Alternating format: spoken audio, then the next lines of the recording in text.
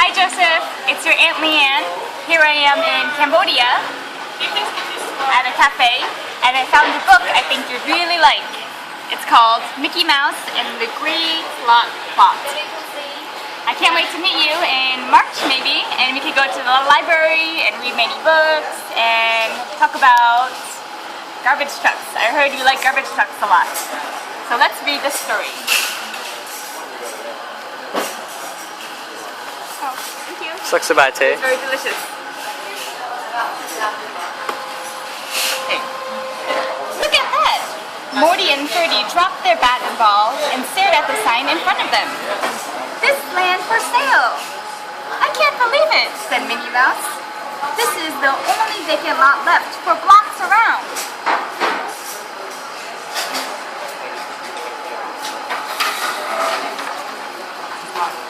Oh, what a good reader you are. Maybe whoever buys the land will let children play here, Mickey Mouse said hopefully. I'm going to buy it, said a voice behind them. It was Uncle Scrooge McDuck. It's right next to my money bin, and it's the best place for my new business. Scrooge's perfectly planted, picked, and processed continent pickled preserves. Morty and Ferdy wrinkled their noses. Oh, how can anyone think pickled preserves are more important than baseball? But Scrooge was very sure they were. Scrooge's perfectly planted, picked, and processed continent pickled preserves will be a good business, he said. Then he turned and walked away to his money bin. That Scrooge is all about the money. Mickey and the others followed. They found him seated on a big pile of money, wiggling his toes and smiling happily. Won't you please think it over, Uncle Scrooge? Mickey asked. The children really need a place to run and play. No, answered Uncle Scrooge. My mind is made up, and that's final. He has so much money and not sharing it. But playgrounds are important, insisted Mickey. Then, before he quite knew what he was saying, he made an announcement of his own. I'm going to buy the lot, and I'll make it into a playground for everyone to enjoy. Scrooge laughed so hard, he rolled off the pile of money. Where will you get the money to buy this lot? He demanded. As they left the money bin, Mickey's brave smile changed to a frown. Will I get the money? He wondered. But Minnie and the boys were bubbling with excitement. Why, we'll earn it, they exclaimed. Don't worry, Mickey. Our friends will be happy to help, too. How are they going to get money to buy this playground? And so they were. Those next few weeks, Mickey's friends were the busiest people in town. Busiest of all was Mickey himself. He helped Donald Duck and his nephews wash cars. Then he helped dry Huey, Dewey, and Louie, who got as wet as the cars they were washing. Oh, I got so wet. He helped Goofy, whose dog walking job became too much for him to handle. Isn't that funny, a dog walking a dog? He helped Morty and Ferdy sell the pies and cakes that Minnie and Daisy Duck baked. I can make some banana bread for you one day. That's a causbananabread.com reference. You threw that in there. At the end of the month, Mickey counted up all the money that everyone had earned and given to him. It came to exactly $500. That wasn't much, and Mickey was worried. The next day, he went to see Uncle Scrooge. I'm very sad, he said. Altogether, we've only been able to earn $500, Uncle Scrooge, and I know that isn't enough money to buy the lot. You certainly can pay much more for it than I can. Too bad, Mickey, Uncle Scrooge said, smiling. Looks like the lot will be mine. It's sure a perfect place for my new pickled preserve factory. Aw, he's so mean. That is quite a tongue twister. Later that day, Scrooge walked happily down the street and stopped in front of the empty lot. Hi, Uncle Scrooge. There are Morty and Ferdy. Got any jobs you want done? Certainly not, snapped Uncle Scrooge. The only help I need is an understanding what's so important about a playground.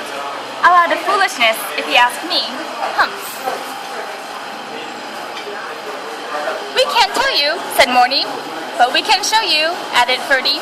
Here, catch, Morty shouted. And before he knew it, Uncle Scrooge was out on the empty lot playing a fast game of baseball. Does that look fun? It does look really fun. What do you think's going to happen? Find out next time on... Just kidding, I'm going to tell you. Alright, let's go. It was nearly dark when the three finally sat down to rest. Well, Uncle Scrooge, said Morty, now do you see what's so great about a playground? Uncle Scrooge was puffing so hard he couldn't answer them. Wow, he's tired. The next day, the boys were waiting when Uncle Scrooge came down the street. Tag! Shouted Morty. You're it! Yelled Freddy. And before he knew what would happen, Uncle Scrooge was chasing the boys across the field. You can play all kinds of good games on a playground, said Morty when they stopped to rest at last. They played baseball and tag. Wow, these books are really smart. Yes. Humped, Uncle Scrooge humped. This time, he was so tired that he fell asleep right under a tree. And while he slept, he had a very strange dream. It was like no dream Uncle Scrooge had ever had before. Wow, what do you think his dream is about? Let's find out. The next day, Mickey and his friends watched as the owner of the land pulled up a new sign on the lot. It said, "Sold to Scrooge McDuck." Everyone groaned. Everyone, that is, except Scrooge. He was overjoyed. He's so happy. Why is he so happy? And as they all turned to leave, their faces sad, Scrooge shouted, "Wait here a few minutes. I have a surprise for you all."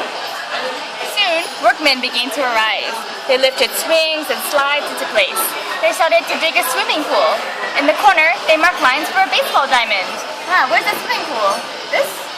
Swimming pool, baseball diamond, maybe baseball diamond, and this might be a swing. Looks like fun. Scrooge just stood there and grinned, while Mickey and his friends gave 3 tremendous cheers. Hooray! Uncle Scrooge, Mickey asked, how can we ever thank you enough? We're awfully glad you changed your mind. Now we can buy uniforms for all the baseball team using our $500. The day of the first game in the new park finally arrived. Uncle Scrooge was given the honor of hitting the very first pitched ball. Hooray! The crowd cheered as the ball soared into the air. The cheer was cut short by the tinkling of a glass. The ball had crushed through a window in Scrooge's own money bin. Oh, he broke the window. Oh, sorry about your window, Uncle Scrooge, called Mickey. But Uncle Scrooge was already on his way to first base. It's only glass, he shouted over his shoulder. But did you see that? I do believe I hit a home run. Wow, so he was not angry about the glass. He was happy because he got a home run. Okay, wait, so Scrooge, you're telling me he has a window in his money bin? That is not believable. Yes. That is not believable. But the rest of the book is fantastic. So, that was one story. I look forward to meeting you, hopefully in March or April, and we can read many books together and go to the library. Have a good day. I miss you. And